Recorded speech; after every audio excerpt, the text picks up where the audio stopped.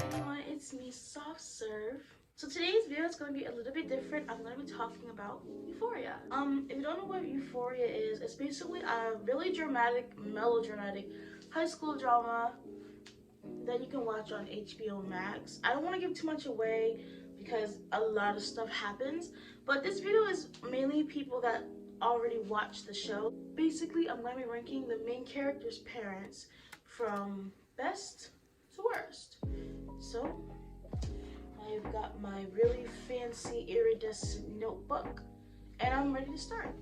So, a big running theme for the list is they're all the parents are clueless in some sort of way, but it's not entirely accurate for like high school age teenagers because a lot of parents like really don't know what their child is doing.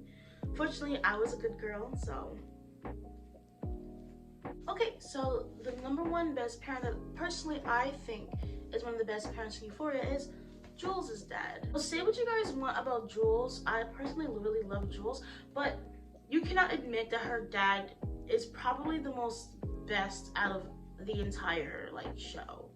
Like, he's always supportive for her, you know, he supports everything she does. The only thing that I probably have a criticism for Jules' dad is that he just like lets her do kind of whatever she wants.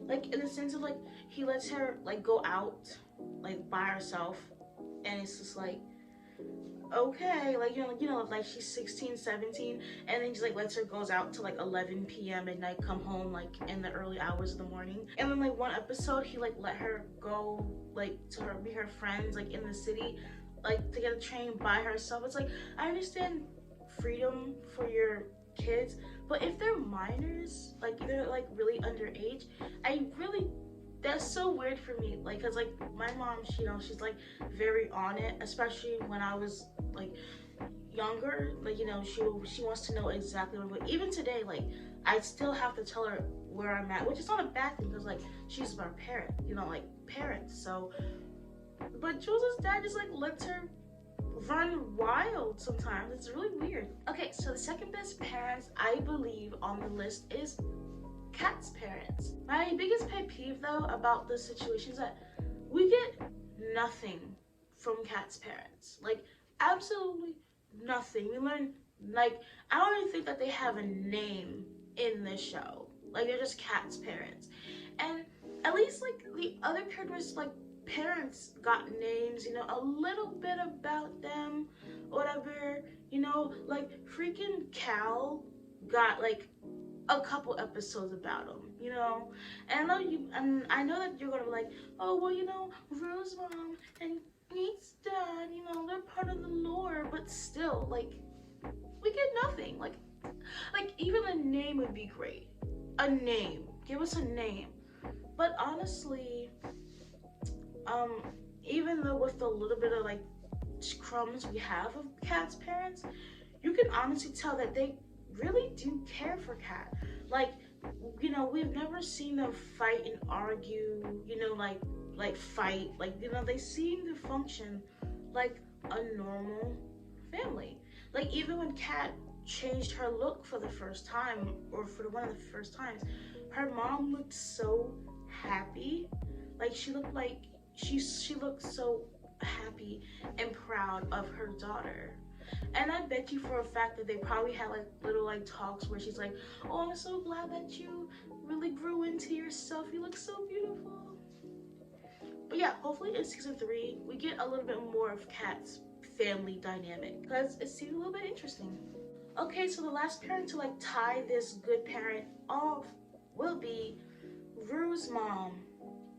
So people like, and this is wild to me because like some people like don't like her. Like, some people think that she's really mean, disrespectful to Rue. She treats Rue like garbage. But I feel like you guys aren't looking at the situation through her perspective. Yeah, she could have been nice to Rue. Yeah, she, probably shouldn't have said the things she said. But do you see what Rue does to her?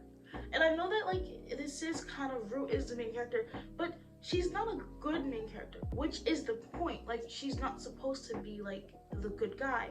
But like, even she said it herself, like that she treats her mom like crap sometimes. And to be fair, she's an addict. Like, I don't know, like I guess like growing up and like knowing people who have been addicted to whatever substance ever, I can kind of I can really see and a little bit understand like the whole addict and, you know, family dynamic. But also, like, you know, some people, I don't know, it seems like, and then the thing is like, Rue isn't the only person that lost somebody. She lost her husband, someone that she seemed to be with for years. You know, like they like had a family, like they built a family, a house. They built this foundation. Once that he died, you know, all that weight is on her, struggling to make ends meet. She has to deal with two teenage daughters. That's crazy. So much stress from a parent.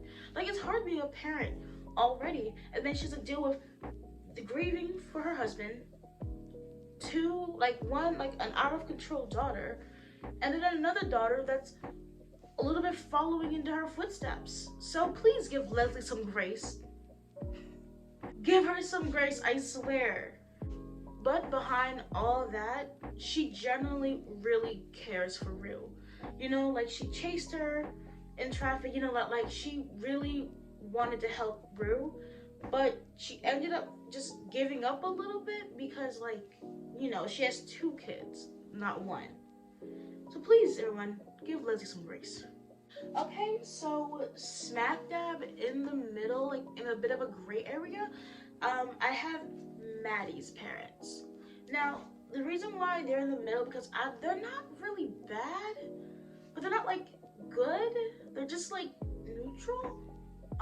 Similar to Kat's parents, we don't get much from Maddie's parents, and they're a bit sad. Like there's like no love there. Like just no chemistry, like I don't even think that they even talk to each other. And it's kind of a pretty sad home environment that Maddie, but you can tell that she compensates that with her certain personality. But even though that they're not really the healthiest, they seem to like Maddie. Like they seem to like when she had that bruise on her neck, like they were on go, especially Maddie's mom. Like she was on go to press charges. So yeah, I think they're definitely not the worst parents on this list. So now, dabbling into the worst parents, I gotta give at least a bronze medal to Lexi and Cassie's mom, dad, parents. So Susan, she's funny, she's entertaining, you know, but she doesn't treat her daughters like daughters. She's more acts like their friend. And like, yes, Cassie's dramatic and she's so extra, but when you really think about it, it's like her mom isn't really that supportive. Like she kind of treats her like she's like, oh yeah, she just being, you know, like it's very dismissive on both of her daughters. Like she's like, you can tell that she's an alcoholic, you know, she seems mentally checked out ever since like their dad left. She seems very mentally checked out. And even like when Lexi was in her Bob Ross costume for Halloween, the first thing she did was just shame her for trying to look different. And I'm just like, real mature, Suze. Real mature. Okay, so our silver medal going to the worst parents is McKay's dad. Now, we only get one episode. Yeah, like about one episode about McKay's backstory in season 1. And we can already tell, like, his dad is not good. Like, he harbors so much, like, toxic masculinity within him. Like, he literally told him, like, every time he gets mad, just hold it in, just bottle it up until you explode. which is the worst ever advice to give a child. It's okay for boys to be upset. It's okay for them to express their anger. And you're just telling him to hold it in and just take it until he can't take it anymore. And then just explodes on the people that probably had no business even feeling that. Like, that is so frustrating. And the problem is like, I know dads like that exist. I know that parents treat their sons like that. It's but there's not really much about McKay's dad that we know about, especially like in season 2. Nothing anymore about McKay. Like, literally season 2, McKay was gone, like erased from the face of the earth. He was gone. He fled. So now we get to the meat and the potatoes. The world's worst parent out of the entire show is none other than Cal Jacobs.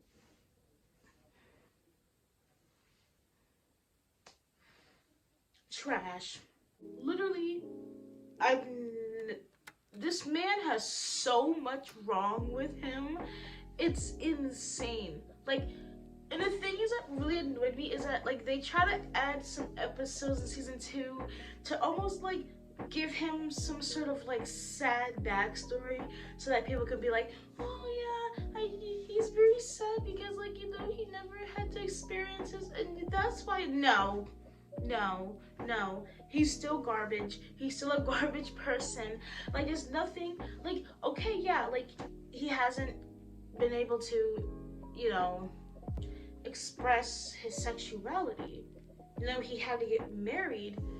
You know what I mean? Like, because he got someone pregnant.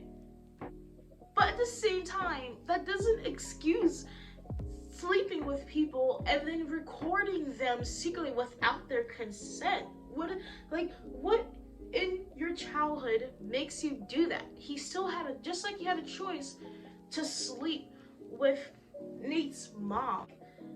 I guess it was a different time back then, but like, you didn't have to have sexual relationships with her a lot.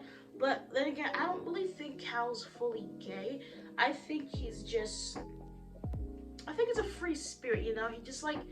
He's probably pan, but it just seemed like, I don't know, like there's nothing you can do that can make me feel any sort of thing for Cal. Okay, so that scene where like he got totally rocked by Astray, I really, really like that scene. Good. He's very icky. Please do it again. Also, when Nate got beat up by Fez in the first episode of season 2, that was great too. Do it again. Okay, so that concludes my video. Did you guys agree? Did you disagree? Do you guys think that maybe someone should be number 1 or worse? What is it? Let me know in the comments. And thank you so much for watching.